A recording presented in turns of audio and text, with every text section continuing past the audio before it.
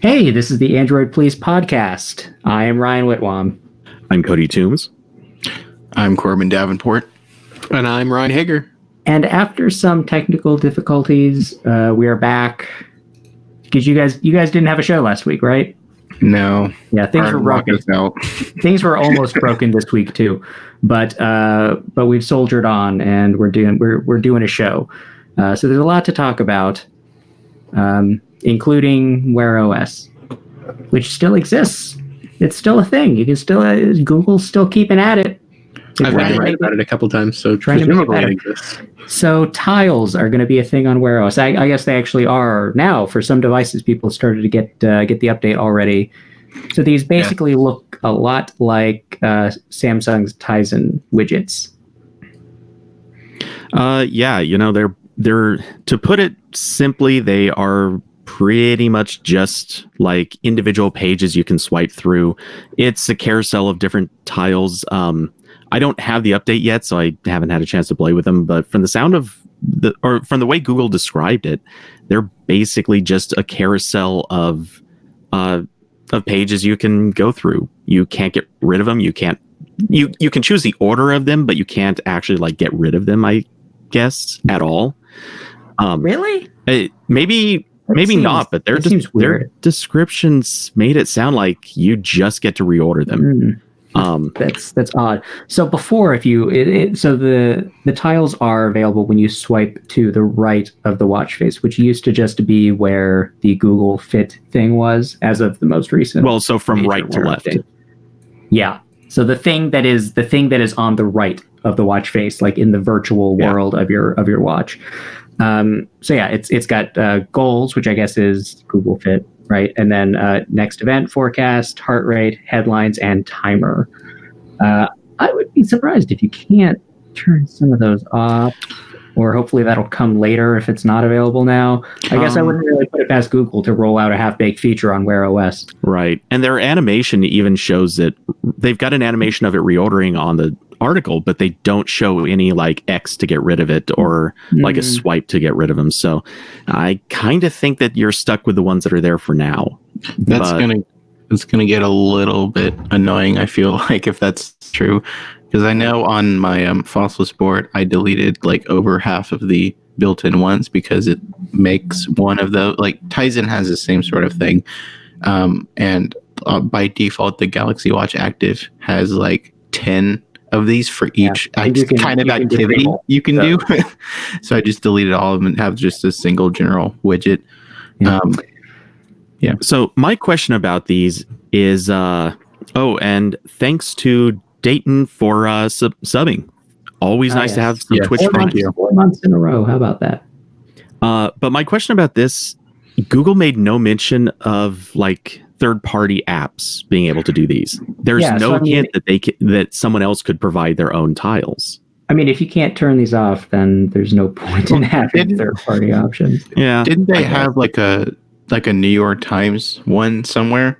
It's not New York Times. The headlines. Yeah, it's just one of their headlines. I guess it probably plugs into whatever Google. Oh, okay, I see. But the Times is the headline that they used in all the examples.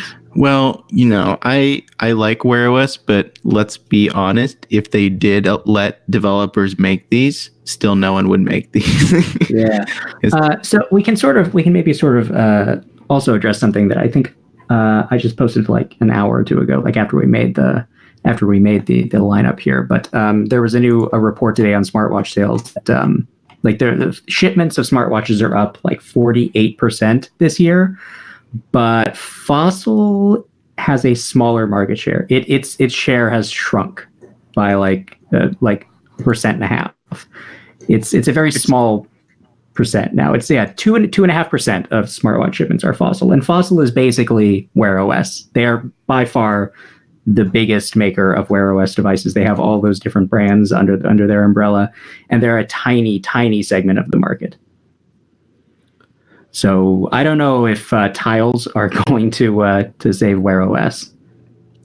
See, I don't know. I'd have to use this to get an opinion on it, but I'm not a huge fan of them on Tizen, just because it feels like a substitute for having the information in front of you when you need it. So one example is that when I play music on my phone, the music playback controls just appear on my watch full screen and they're there automatically.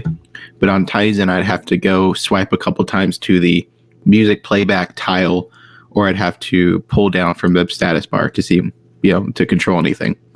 So I kind of always liked Wear OS's approach of just bringing what's important just sort of in front of you. So, that's nice in theory, but then if you pause your music, Wear OS will move the playback notification to some random place in the stack, and it's a pain in the butt to find again.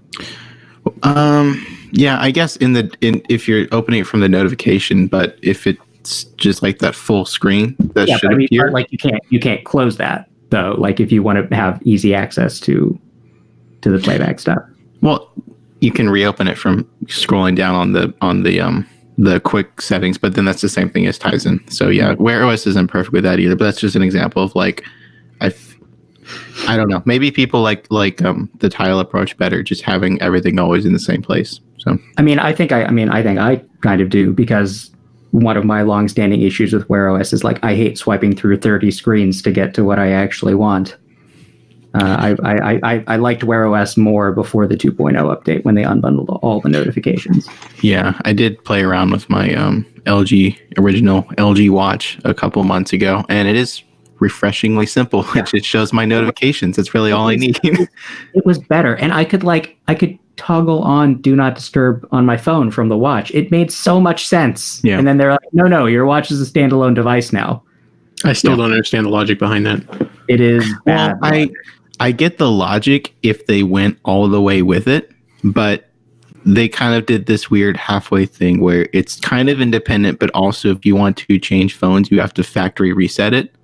Yeah. So it feels like the worst of both worlds. It's the worst aspects of being independent. And I know, man, I can't switch my watch to my fifth phone. Is totally a first world tech blogger problem, but it's still really annoying. And the setup process takes ages if you need any applications that are on the Play Store, because you have to navigate to the app you want on this tiny one. That's the whole idea of making your watch a standalone device is terrible, because doing anything on the screen more than tapping a button that takes up the entire display is not something I want to do. If I have to squint and tap a teeny tiny little half centimeter wide button in the Play Store to install something, then things are wrong. This is not the way anything should work.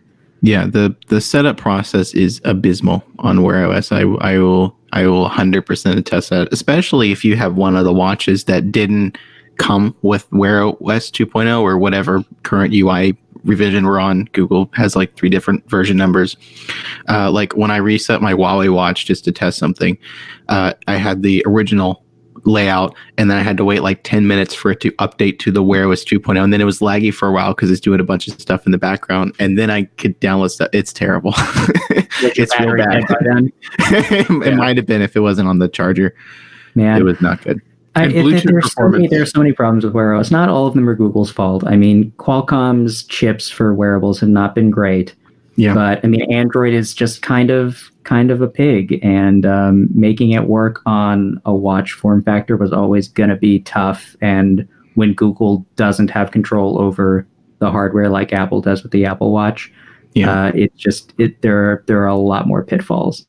I think Google sort of built it in a way where they assumed that processors would get better and better, just like they were on mobile phones, and that just never happens. So now they're stuck with this very bloated operating system that isn't going to really.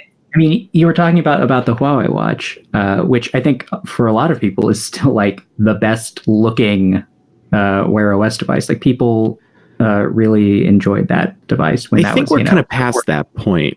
There are plenty of other watches that look better at this stage. It's just that's the one that stood out as that was that they got it right. That was the watch. That was the watch equivalent of the Nexus 5. That's what everyone loved. There are devices that I think are similarly attractive, but a lot of people use the Huawei watch, and Huawei was was in a position to be a big deal in Wear OS, but then followed it up with that garbage. People aren't buying.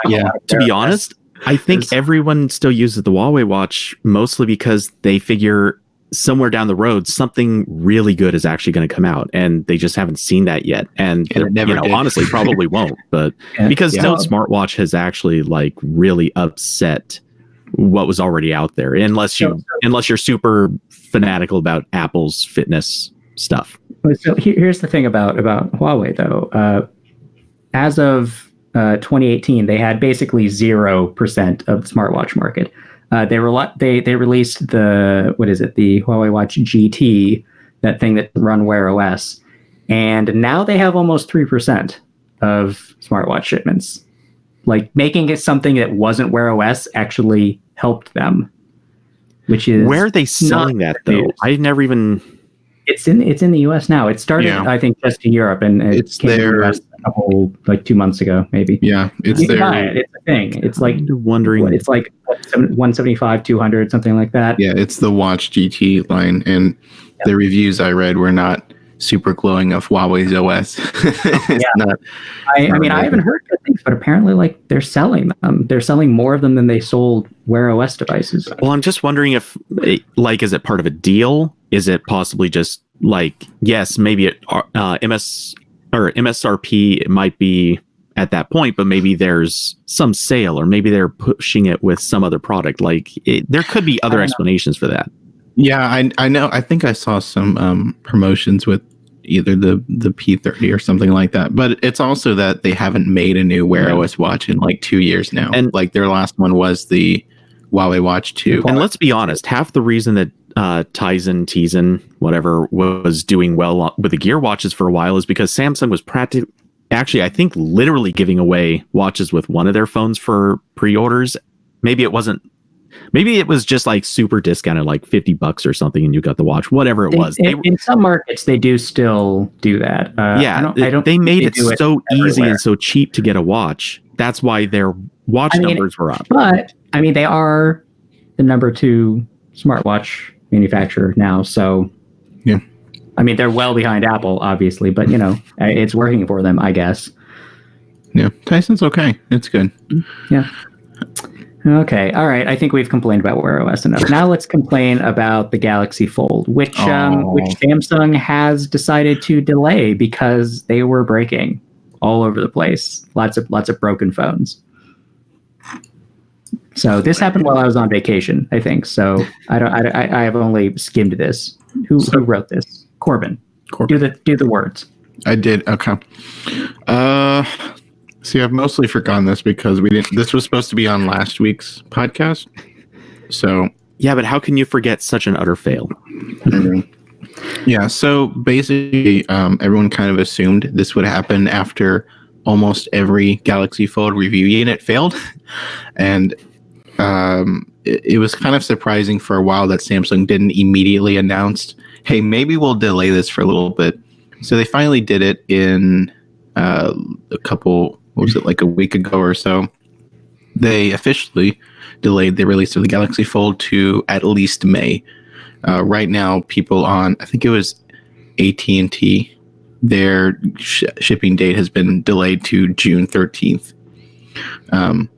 So I assume the May date is probably for South Korea, and the US might get a little bit later. But Samsung did say that I don't know if they said officially, but one of their representatives told someone that they are looking to revise the design. And one of the key problems was that top layer that a lot of people thought was the screen protector, and they peeled it off, and then they made the phone more prone to breaking. So they looking into ways to make that cover the whole screen so it doesn't appear like a screen protector, or just making it more obvious, don't take this off or you'll break your phone. So to be fair, that wasn't the only issue. They were also there was that just getting into the hinge, which is totally separate. That just made it worse. The teardown from iFixit, which they were forced to pull after Samsung complained whoever gave them the phone. I think they made a pretty good case that as you use the device, dust is going to infiltrate the edge of the screen. And one of the first phones that we saw fail did so after it developed a giant like bulge in the middle of the display, like dust or like the debris had just sort of slid in there and gotten in between the layers of the display and caused it to start. That's what most of them did. Yeah. So I mean, I don't know how Samsung really fixes that. That seems like it is integral to the design of the display right now, because it doesn't stretch, right? The display itself can't like change its size as you fold. Yeah. It has to sort of like it has to sort of separate a little bit as you fold it closed. Otherwise, there's no place for the extra like screen to go. Okay, but this also seems like, just forgive me for saying it in an incredibly oversimplified way, but it basically they just need IP rating on the screen. Like they need to weather and dust seal this thing so extensively. I don't think you can do that. Exactly, that's the issue, is that it's a moving part. This isn't dust sealing something that is a rigid block. You're talking about a mechanism that folds. It'd be like dust sealing a hinge. Now, it is a hinge. Okay, but bear with me. What if they put silly putty over the cover? I mean, maybe that's what they'll have to do. I mean, I could foresee some way to like, I don't know, like cover the hinge in such a way that the edge isn't exposed as you're like in mid-fold, like when the layers are sort of like repositioning. But I feel like that would have to be like a pretty major design revision. I just don't know if this technology to make a screen fold is in a place where you can make any of this work reliably. I don't know about that, but I think that this particular design with the screen on the outside is going to predispose it to problems like these. Huawei's implementation, where you have the screen on the inside. Wait. I don't know if I agree with your inside-outside. Yeah, I'm a little confused by that description. I have it backwards. I think the Fold has an inside screen. It does. You're right. I was thinking of the Huawei's the one that has it on the outside. Yeah. But the motion that because it's folding, you can think of it as having like different layers. You have the display, and then you have the shell, the cover, the hinge, the mechanism, the firm, everything else, and the way they have to fit together. If they reverse it so that the screen is on the inside, like with Huawei's design, instead of having a screen that effectively comes out of the hinge with that gap exposed to dust, you could have it go in, which might make it a little less likely to have ingress problems. Potentially. Yeah, I mean, it's the fact that this stuff is happening and that the phone costs almost $2,000 is, I think, a very good indication that this technology is not ready for consumer use. Well, they gave out how many units? Probably almost 100, and there were about 5 or 6 failures. Yeah, I mean, in a few days. Samsung was adamant that like, oh, this will last 200,000 folds and it'll be fine. I mean, they had robots folding it, and robots fold things the same way every single time, and humans don't. And the robots were possibly folding them in a clean room. Probably were outdoors. I'm still kind of leaning towards the possibility that they may have rushed these early builds. I think they did. I don't think that they had worked out their full manufacturing process. I don't think that they had fully like planned each and every step of the build, and they either left something out or made a fairly simple slip up. It's not to say that this isn't still going to happen like after they fix those issues. I think they probably could have lowered the odds of it and maybe extended this so it wouldn't happen in the first 24 hours. Here's the thing about the Fold, though. I don't think that there's going to be like any meaningful automation in the production. They know they're not going to sell enough of them. These phones are probably all going to essentially be handmade. And they didn't give these to everybody. Like, we obviously didn't get one. They didn't hand out that many of them. I feel like they could have, checked them over. They should have been giving out the cream of the crop of this foldable phone. Well, they might have been. The rest might have failed as soon as it came off the line. If that's the case, then man, they're in even worse shape than we thought. But yeah, so I think somebody on AP had a pre-order that they canceled, right? I did. Yeah, I canceled my pre-order. Yeah. Ryan, who buys every weird thing? I do. Imagine. I was gonna feel a little like, nope, not gonna buy this one. I was going to feel a little inadequate with Ryan and David with their Galaxy Fold pre-orders, and I'd have my boring old normal phone. But now your phone you're still going to feel inadequate because of the other phone we got. Not as inadequate though. We can't. Let's can't talk about not that. get into that. We have a Pixel 4. So Pixel Ultra. Come on. Yeah, Pixel Ultra. I don't know if I believe that Samsung is going to release this phone even by June. I wouldn't be surprised if it takes longer. Could be.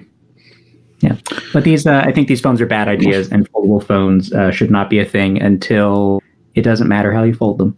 When you can just Until we have better materials. just unfold a thing and make it a big screen, then okay, fine. But if you need to have some sort of crazy hinge and like multiple weird layers of screen material, then I don't know. I think you're just asking for trouble. If we get some kind of flexible glass that's like actually durable like glass, that could be Yep. different story. That is still in the pipeline. All right.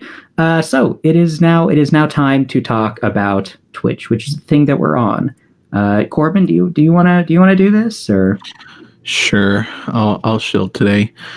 So, if you enjoy this here podcast and you want to support us, we would be super jazzed if you subscribe to us on twitch.tv/Android Police, which is probably where you're watching if you're watching right now. But if you're listening to the audio version, you might not know. We've said it a lot, but you might have tuned out at those parts, and I get it. If you're an Amazon Prime member, you can connect your Twitch account to your Amazon account to get one free subscription every month. And that means you can give us money without you actually paying anything. So we both win in this situation. When you subscribe to us, you get to use the Rhine emoji in the chat, which is a lot of fun. And you get extra entry methods and all the giveaways that we do. We do a lot of giveaways. And we have the instructions for linking your accounts below this stream page. Or if you're listening to the audio version, it's in the episode description. And also Amazon Prime subscriptions have to be renewed manually. So if it's been more than a month since you sub, you have to resub. And it sucks, but that's the way it is to give us free money. And yep, that's it. All right then. So we have now done the shilling. So we will continue with the show. We'll talk about another Samsung thing. Apparently, boy, this is a Samsung heavy show. It is. The Galaxy S10 5G is officially coming to Verizon. We know when and how much. So it'll be. I like Ryan's wow. So it'll be May 16th, and it's going to be $1,300. Might as well just buy a Galaxy Fold. It is a very expensive phone, and I don't know if people have not read my my hands-on with Verizon's 5G network, you should go and give that a peek, because man, it is not worth spending $1,300 on a phone right now. Let me tell you. It's only millimeter wave, right? Yes, it is only millimeter wave, and yeah, I mean it works like if you have line of sight to one of the small cells, basically. It's totally not something that you should be predicating your buying decisions on. So this phone it's the Galaxy S10 Plus with a couple of extra cameras, a bigger battery, slightly larger display. I mean, it's a huge phone. It's like 6.5, 6.6 inches, some crazy thing like that. But it's basically like a slightly souped up Galaxy S10 Plus. Yes, a 6.7 inch display. Sorry, doesn't it have another back camera? Yeah, it has 4 back cameras. I think. Well, I mean, I don't know if you want to call it a camera. It's like a time of flight sensor, I think, or something like that. Faster autofocus. Yeah. So, how many more cameras can they shove on this phone? I'm curious. They need to justify why you would want to buy this. But maybe so they should make the cameras on it better. Yeah, so it's coming to Verizon first. It'll be on other carriers later. But and like these first gen 5G phones, I don't think are going to be worth buying, because no network is going to be usable. I mean, the only carrier who has any sort of useful 5G spectrum right now is Sprint. They have 2.5 gigahertz, and that works with the X50 Qualcomm modem that these phones will have. But Sprint's 5G plans are still kind of up in the air, and they really just want to be purchased by T-Mobile. So, like Verizon and AT&T are doing this millimeter wave thing, and it's not great. Like it's very fast if you're in the exact right location for it. And but, leaves blow across your line of. I mean, so like the signal was more robust than I expected it to be when you're around the tower. Like I couldn't. I tried to cover all of the antennas on the 5G mod that I used, and I couldn't get it to cut out. So like the beam steering stuff that they promised would happen is, I guess, happening. But it is still like, if you walk around the corner and the cross street that you just walked onto doesn't have, like small cells on it, then your signal goes away because the signal from that tower you were just looking at isn't going to go around the corner. It's not going to follow. You can't go through that building. So, I don't think you should be buying a $1,300 phone with the expectation you're going to get like awesome, super fast data all the time. I don't think anybody should be buying a 5G phone for the next 2 years. Yeah, I think at least 2 years. That's where we're at right now. But you'll be able to buy it on Verizon soon. Not that you should. You definitely should not. You know what else you'll be able to buy soon that you probably shouldn't is the Galaxy View 2. Samsung announced. Why didn't I pre-order this? Yeah. Ryan's like, I gotta pre-order something, guys. So, in case you don't remember, the Galaxy View is like giant, like tabletop tablet thing. Trunk tablet. So the View 2 is a thing. It's a 17.3-inch tablet. It has a built-in kickstand. It's ridiculous, and it's also really expensive. AT&T is going to sell it for, what is it, $740? What's the display resolution? It's 1080p, I think. It's really? Yeah. What? Well, yeah. I guess if you're using this as a TV, that's fine. I mean, why are you buying? Don't use this as a TV. Okay, now a nice TV for $700. Well, $600. Okay, well, you could get a 4K TV probably for that much now. But can you carry around the 4K TV? You can't carry around a 4K TV with this. Yeah, you can. It's 1080p. You can carry it with you. It's not 4K. Oh, well, no one cares. For this is ridiculously narrow, and I don't understand why Samsung is even bothering. They probably like AT&T said, we will buy 10,000 of these if you make them, and Samsung was like, okay. The use case is extremely narrow, but there are some people, I shouldn't say a lot, there are some people in our comments that were like, thank the Lord, another one of these is coming. I've had one in my kitchen for 3 years and it's great and I love it, but it's failing. And another. You know what though? It's time to get a smart display. Yeah. You can't carry that around either, Ryan. You don't. Oh, but if it sits in your kitchen for 4 years, you don't. That's not the same thing. Nobody actually wants this. I don't believe anybody who says they actually want it. So those people are liars. They made a second one, so I feel like at least a few people bought the first one. I mean, Samsung has never made a bad thing that people didn't want. Okay, clearly somebody just was like, "I dare you," and Samsung's like, "Okay, like I can say no to a dare." Yeah, I like that Samsung occasionally makes somewhat ridiculous things still, because they used to do it a lot more, but now they're a big grown-up company and they have to make more money to please their investors.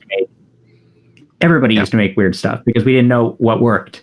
Like HTC made like weirdo little, like those weird tablets they did for all like the Jetstream on AT&T that was $1 zillion, and the Flyer that had like the $150 pen add-on. Nobody really knew what people wanted with like large screen devices. It turns out people mostly don't want them, period. Well, oh man, can you imagine full screen Android apps on this? Ooh. got that 600 pixel single column Android app on the giant screen. Perfect. I love it. I'll buy two. Yeah, you can put them side by side. You know, like dual monitor, dual Android tablet. This will be my Slack monitor. Oh boy, I've actually done that with an Android tablet before. I was traveling for work. I was like, man, I really need to have Slack up. I guess I'll just put this Android tablet here and leave that. There you go. That's what they're for. Yeah. Okay, so that's the thing. Let's. I guess are we going to talk about Duo? People care about this story. Surveying the audience real quickly. I mean, it's Google's most successful messaging product lately. Okay, that's a good word. So Duo, which is the thing people use. I know people who use it. It has group video calls now, finally, which is actually, not really in line with the name of the product. It is now caught up with Hangouts. Is sad. Duo's video calling is way better than Hangouts ever was, though. Hangouts video calling was a mess. That may be. But so now you can do multiple people in the same call, which is cool. That's good. Duo obviously was announced at the same time as Allo, and has done somewhat better than Allo. It's hard to do worse than Allo. Yeah, Allo, which is shut down now, but Duo is still going strong, and now you can talk to multiple people on the same call. So rad. Good job, Google. Why now? My question is, why did it take 2 years? They spent a long time trying to make Allo work. They just needed to get 4 people in the same group that all use Duo, and it took this many years for that to happen. Yeah, so I think this is still rolling out to different countries. It's not available everywhere. It looks like it's starting. Yeah. Is it starting in India? Indonesia. Okay, Indonesia. Okay. All right. So yeah. Well, you probably don't have it yet, but you will. So next Android Police podcast will be on Duo. We technically could do that. We're not going to. It might. It might work better. Oh goodness. Okay. All right. Okay. Let's talk about an Android Q thing. So this also happened when I was on vacation, but from my understanding, this looks like a thing that's going to break all kinds of stuff. But Android Q supposedly will replace the back button with a gesture, and it's not the gesture you think. They're considering. Yeah, I don't think it's not done. It's just being tested. Yes, it exists in the Q beta. So instead of tapping a back button, which hangs out there on the left, all weird looking by itself, unbalanced, I hate it, you'll be able to swipe from the left or right edge of the screen to trigger a back action. I feel like this could be really weird in a lot of apps that already have edge gestures. Like those things would just stop working. Like you would just not be able to do it anymore. Because like every time you do that, it would be back. There's a video demo that I think XDA made with an emulator, so you can see how it supposedly will work. And it also looks like the pill, the Android pill is very different. It's basically, it looks like the iPhone. Might be. Yeah. So XDA has a habit of, in these videos, they play with some other things as well. I know that there is a mode that lets you enable an iPhone-looking pill. I don't think that's it. They might have just had that on in the emulator image. It could be unrelated. Okay. So they have it's like a swipe up home thing, which is not the way Android currently works, and I would be surprised if they did that.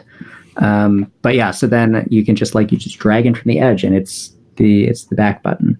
I'm torn because this is the Wear OS model. I'm torn because I really hate the back button. Like it just looks bizarre to me to have it hanging out there by itself. Now that the multitasking button is gone. Not on my OnePlus 6T. Yeah, but at the same time, I do not like the edge gesture thing. I feel like it's just going to mess with a lot of apps, and it's like the worst way of implementing gestures. Like, do something else. I just don't know that it's that intuitive either. Yeah, I will say that out of all of the things that people are complaining about on Android Q, getting rid of the back button by default, I can get behind the anger train for that one. It seems like it might not work out. But it's so bad though, the way they implemented it with the gestures. Let's just go back to on-screen buttons. We might as well if you're going to stick with a nav bar. I never left. Here's the problem with the on-screen buttons is that goddamn bar at the bottom. The nav bar is so ugly. I hate it. So we should go back to a hardware home button is what you're saying. Just copy Apple. Just do the Apple gestures. Like I'm sorry. But Apple doesn't have. If you want to do gesture now, just use the Apple gestures. They're better than anything Google's going to come up with. Yes. I'm using a OnePlus phone right now with OnePlus's gestures, and those are fine. I think that they're perfectly usable for me. They're not probably mainstream friendly because there's no UI at all. I think they work better the more bezel you have to use them with because you have to swipe in from off screen. Yeah, and also does I Does Google Keyboard have an option yet to sort of raise the keyboard like iOS does, where they just have like a giant bottom gap below it? So 'Cause that's always my problem when I try gestures on anything is or when the navigation bar goes away, is that my keyboard is shifted down, and even though I have the key set to like extra large on Gboard, they're still all the way down there. So I'm like typing keys on like the bottom fifth of my phone. It's not great. Google should probably get on that. yeah, Google should get on a number of things, but I think they're probably going to focus on other stuff that we don't care about so much. Okay. Speaking of things most people don't care about too much. We're just going to chill again real quick. Make it real quick. We're good at this. Yeah. So yeah, real quick. Again, if you like this show, please subscribe to us on Twitch. It would make us feel better. And if you have an Amazon Prime account, you can get a free sub and give that to us. A Twitch subscription, not a sub sandwich. Let me be explicitly clear on that. It is a Twitch subscription. Hold up. So, okay, what? I'll take the sandwich if they have one. Okay. Ryan will take the sandwich if you have a sub, but we'd prefer Twitch subscription. Actually, I'd like a sandwich too. Okay, Cody will also take a sandwich, and I just ate some. If we're just passing out sandwiches. Oh boy, you know who else could use a sandwich is everyone at Yoda Devices, because Yoda is now bankrupt. Jeez, Good transition. I'm sorry, that was deep. So, yeah, Yoda, you might know I'm a them. terrible person. You might know them as the company that made phones that looked neat in pictures, but nobody purchased ever, because why the hell would you? These were those dual screen phones where the back screen, like on the back of the phone, was e-ink. And like that's an interesting idea, but in practice, why? Why do you want this? Well, there was people who wanted it, but the issue is that they pulled out of North America even after they raised a lot of money, Kickstarter, Indiegogo, or whatever they used, and then they kind of further restricted themselves. I think the last Yoda phone was only sold in parts of Asia. It wasn't even sold in there. In Russia, right? I don't even think it was Russia. I think it was like China. I think they're a Russian company. I think They are, yeah. They are, yeah. But regardless, apparently Yoda collapsed because they got sued by their manufacturer for the e-ink screens that they didn't meet the minimum number of component orders. And then they settled that, but then Yoda was still out of money, and the manufacturer filed another claim for $1 million that Yoda didn't pay. And Yoda couldn't pay it, so now they're bankrupt. So, yeah. Kind of sad. Yeah, I mean this was the last gasp of the early weird phone era. I think their first one was back in 2013, which is, you know, right in a transition between like try whatever weird stuff you can do and okay, just make a candy bar phone with as big a screen as you possibly can. And the hype had been building since before even that. I remember when Topolsky started This Is My Next on his way to The Verge, reading about the upcoming Yoda phone in like 2012. So it's been, the idea was one of the old, like, interesting phone peak era concepts. Yeah. Yeah, it's a bummer. Again, like, I like seeing weird things, and obviously it's not fun when people lose their jobs. That really sucks. So hopefully all those engineers will bounce back somewhere that won't collapse. Thank you to Killbot for subscribing on Twitch. Yes, thank you. For 3 months. Oh my goodness. You guys. Okay. All right, so let's go back. Okay, we're going to talk about Android Q again. I feel like whoever put this list together probably should have organized. I'm sorry. I was combining the 2 weeks, and I probably didn't put it in the right order.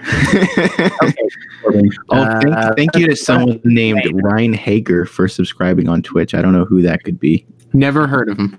For 7 months in a row. Wow, that guy has no life. Wow. Okay. I like how we're just shitting on the people who give us money. Okay. Okay, but some deserve it. Okay, yeah, like Corbin, Ryan. Just the Ryan guy. Talk about this ill-placed Android Q thing, please. Yeah, so this is going back to the things that people are very upset about in Android Q. I haven't seen such outrage for a change to Android in a while, at least a couple weeks. But scope storage was the thing in the second beta of Android Q, where it more or less didn't allow apps to access the entire file system, or it actively discouraged them from doing that. And instead, apps would have their own little silos where they could read and write data, and apps would also have access to these shared containers, which would be like the photos folder and the downloads and those sorts of things. And those permissions would be split off. So instead of an app getting like permission to access your entire internal storage, they could just ask for access to the photos folder, access to the downloads folder. But there were a lot of people complaining that this was far too limited. And also there were a lot of complaints from developers that they wouldn't be able to rework their apps in time for the final release, because the changes are fairly substantial. Yeah. So Google decided to not break apps using the current APIs on Android Q. So previously, I believe apps would only be allowed to use the existing storage access mechanism if they were installed before Android Q. And I think it also had to do with the API they targeted, right? If they targeted the Q API, they weren't allowed to at all. No, it was just if your device was on Android Pie and it got updated to Android Q, your apps from Pi would still have access to those APIs. Okay. That was it. That was the only, it was a pretty firm limit. Usually when Google makes these kind of changes, they still let apps target the older API version, but that wasn't the case here. But now they've announced that they're not going to force that on Android Q. They're going to still introduce this API on Android Q, but the deadline for blocking the older access won't be until Android R. So developers have around a year to figure out how to switch their apps to that. So I think I understand the outrage for this. I think a bit more. I'm pretty upset about it. I want the file manager. I want to be able to use a file manager is the thing. And if scoped storage makes that impossible, I'm going to be upset about it. Well, you'd still be able to use a file manager. Like Google's already updated their. Okay, but I don't necessarily want to use the shitty file manager that comes with my phone. Well, I mean, like this doesn't outright block file managers from working. They would just only be able to see the shared containers, to me that sounds like not working. Yeah, part of the issue with me is that you've seen my giant goddamn monolithic widget that I use on every phone ever. Mm-hmm. And restoring that on every phone I use requires a file manager that can drop off my widget file in a location that the widget program can see, because it's not an automatic restore. So that would require being able to access the secure storage of the widget application under this, which wouldn't work. Well, yeah, but in theory, that widget could be updated over the next year, and then that use case would go away. In theory, the reason, I think this is the problem here is where people have weird use cases that still require access to files, but a lot of that can be fixed by those app developers. I know personally, I don't really, besides my tablet where I have a custom ROM on it, I don't use the file manager for anything except deleting downloads or copying pictures and all this sort of stuff. Most of the folders that people mess with in a file manager are in those shared containers that all apps will be able to still access. I don't think that getting into the folders for other apps isn't something that I do frequently, but when I do, it's because I'm trying to fix something or engage in sort of activity that is important to me, that I'm going to the effort to do this. And if that's when I run into this stuff not working, I'm going to be extra annoyed because I probably have a reason to be doing this. I'm not just poking around on the file system for fun. Yeah. Yeah. And so hopefully a lot of those issues will be fixed over the next year. Now that developers have a good amount of time to change their app's behavior to get around this. And I'm sure this will block off some really niche case, every time now clipboard apps don't really function on Android Q. I'm sure there's probably something like this for files that I can't think of right away, but I think that Google's intention is good, The idea that if an app needs to access your storage for like some specific purpose, it shouldn't have access to all of the storage. Like that makes sense. Yeah. The way they've chosen to address that, I think, is silly. Yeah, the problem, this gets into kind of like a weird meta point, but this is almost like they're creating a singular software experience as opposed to creating a platform or an operating system.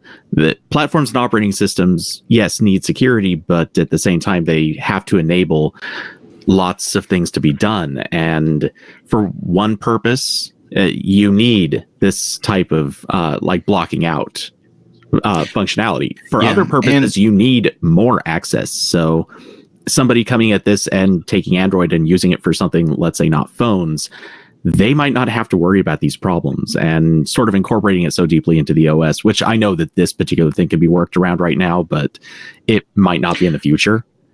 So that's not a operating system or platform they're really creating. Now they're just creating their own phone targeted experience.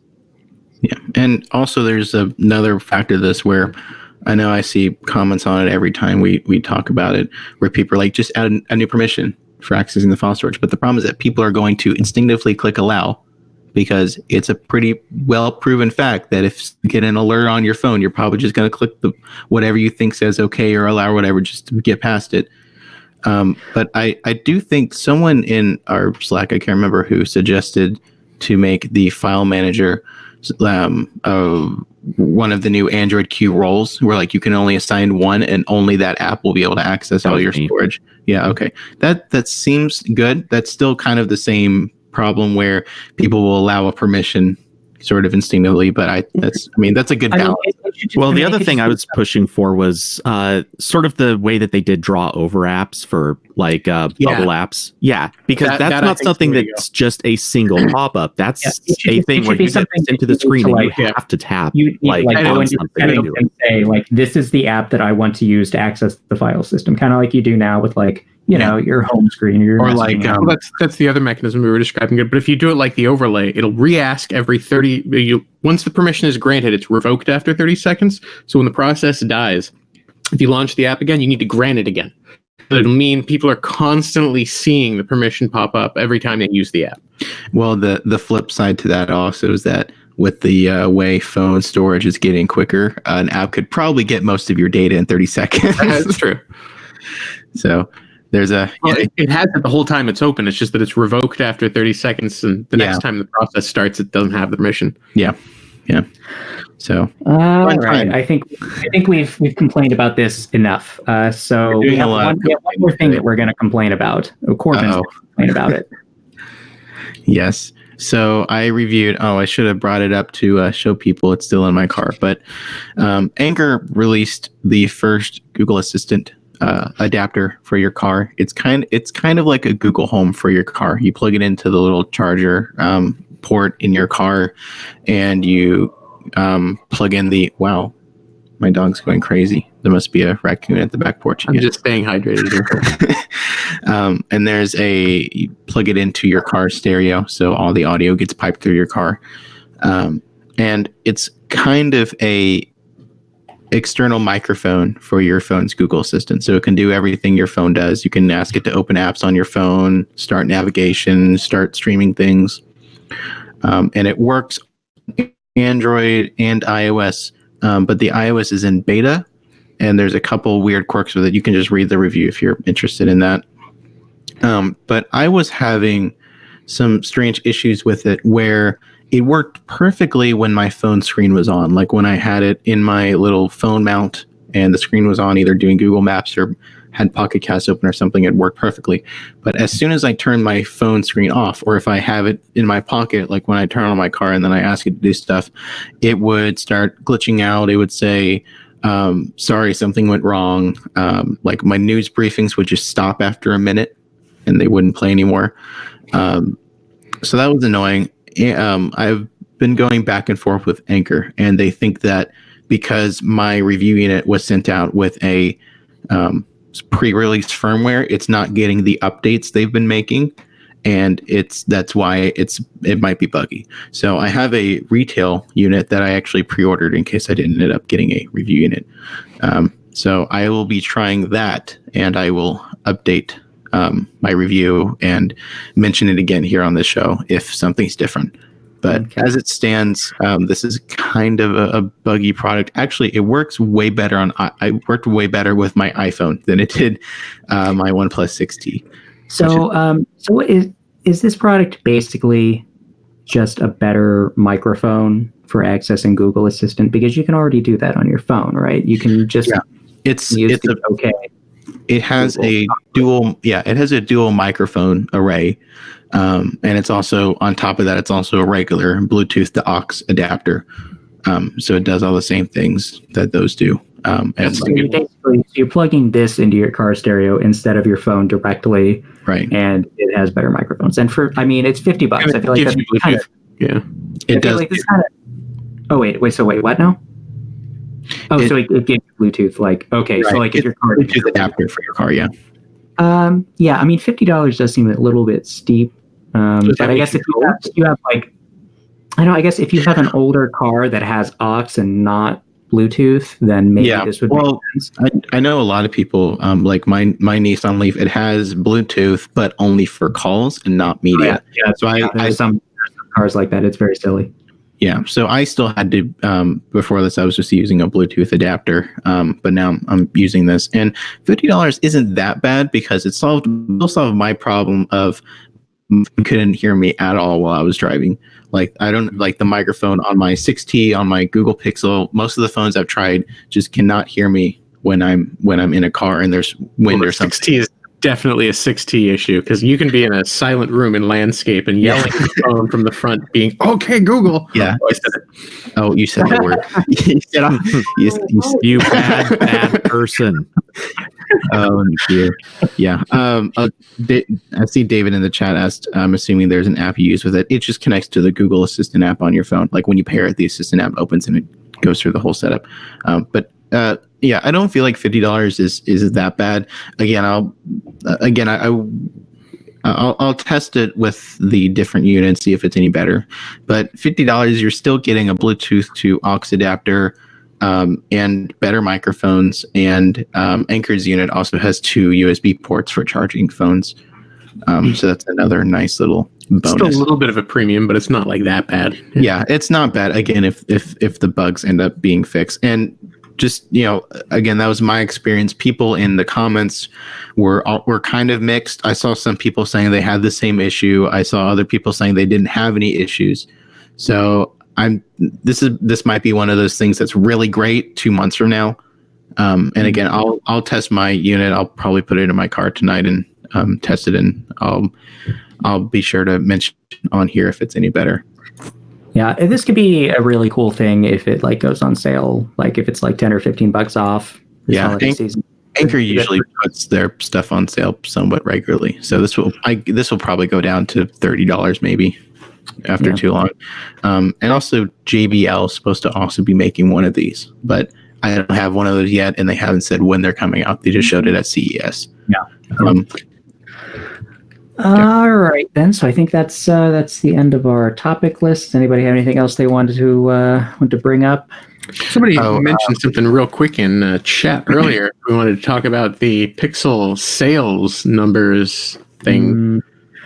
I guess we can. I mean, this comes from a sort of a passing comment in Google Sales Call. They missed expectations by some number of dollars, and whatever, they still made a bunch of money, and who cares? But people were asking about the hardware business, and because Google doesn't break out everything individually anymore, and they said that the Pixel sales are lower than they were last year. So the Pixel 3 is selling worse than the Pixel 2 did. Shock Pikachu. So, everybody's got some sort of opinion about this. I think most people agree that it is a function of price. These phones are pretty expensive. And even though I think in a lot of ways they are the best Android phones, they're too expensive, And they've got some issues. The 4 gigs of RAM, apps being killed. I mean, you know what? That kind of So sucks. I don't think the app killing is as much of an issue as people think it is. People are like hyper aware of Pixel issues because Pixels are like nerd phones still. A lot of apps on Android, even on a phone with a lot of RAM, they refresh when you go back to them. Like that's just the way the apps work. Like I've been using a phone that has a substantial amount of RAM recently, and I was just going into some apps that I had open earlier, just a little bit ago, and like they were all refreshing. I'm like, why is this happening? This phone has like a billion gigs of RAM, but sometimes apps are just like that. Although the Pixel does have a problem with the camera gobbling up a ton of memory when you process a lot of photos. Like that is a problem. It should. I mean, it would be better with 6 gigs of RAM. That would be ideal, and I'm sure that's what the next Pixel is going to have.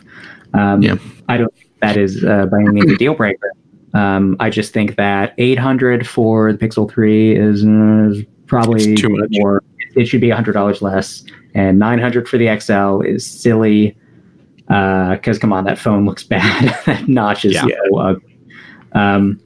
It makes like I honestly I feel like the look of the 3XL is a big problem for people because it looks old. It's not good. Yeah. Like when you compare it to a Galaxy S10, it's not. It's behind the times. Even though it's a good phone, like it's fast and the camera is fabulous. And it's kind of death by 1,000 cuts. Like it has overall, it's an okay device, but like the battery life's not that great compared to a lot of other contemporary flagships that it's up against. The screens are fine in the case of the 3XL, but in the case of the 3, it's kind of bad.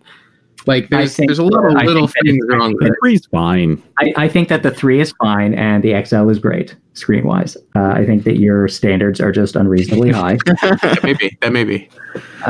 But see, I mean, the thing is, like Pixel phones, like they get updates, man. They get 3 years of updates, and that is a big deal. And they don't have bloatware, and there's no spam. Like there's, But I mean, like there are few phones that I would recommend people buy when they ask me, and Pixels are one of the things that I tell them to buy because when you buy one, it's gonna still have up to date software in 3 years.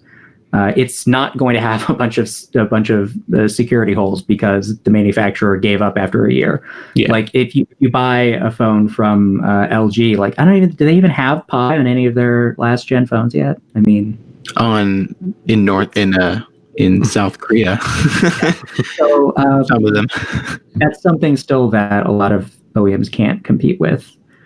And look, and the Pixel's camera, even though like it's only got one camera and like, oh no, every other phone has 2 cameras, man, the processing's still the best. Yeah. It is the photos are the best that you will get out of a phone right now, like bar none. And it's just free storage. I think that like it's hard to make that point to people in a way that they're like, oh, then I guess the price tag is fine, because they look and they think, oh, this is like $800 or $900, and it doesn't. It like the battery isn't as big, the screen isn't as big, it doesn't look as nice as these other phones. Like, why would I buy this? And you could only buy it like in Verizon stores. Like that's the only carrier that you can like go in and like purchase the phone from. I think that's a problem. That's an ongoing problem for Pixels. Mm-hmm. There's only so much they're going to get done as long as Verizon's the exclusive partner. I mean, I've talked to people who don't understand that you can get this phone working on other carriers. They don't understand that it's like available unlocked. They think it's just a Verizon exclusive device. Yeah, but they are going to count. The new Pixels are coming. Like that's a foregone conclusion. They're going to have cheap Pixels. It's going to happen. Maybe that's going to be a big deal. I can't wait to talk about that at one of the coming podcasts whenever that happens. God damn it, Ryan. Okay. All right. So I think we're all running. Actually, we may. So next week is next week's I/O, right? Yes. So heads up to any listeners, in all likelihood, like this is not cemented in stone yet, but in all likelihood, we're going to have a live stream from I/O on Tuesday night. The time that's going to start is going to be a little up in the air. That's kind of dependent on when the guys who are there can actually get back to the house and get everything set up. So just basically watch for a notification for that to go live, and hopefully Corbin can tweet about it or something like that when it's about to happen. And we're pretty sure we're also going to have the regular Thursday night podcast basically, again, there's a little bit of up in the air on that, but we're pretty sure it'll happen. So keep watching for the notifications. Okay, and I think on that note, we will call it for the week. So if you have comments, questions, concerns, podcast@androidpolice.com. And please do subscribe on Twitch. That's twitch.tv/androidpolice. Your money dollars help us keep doing the show. Good night, everybody.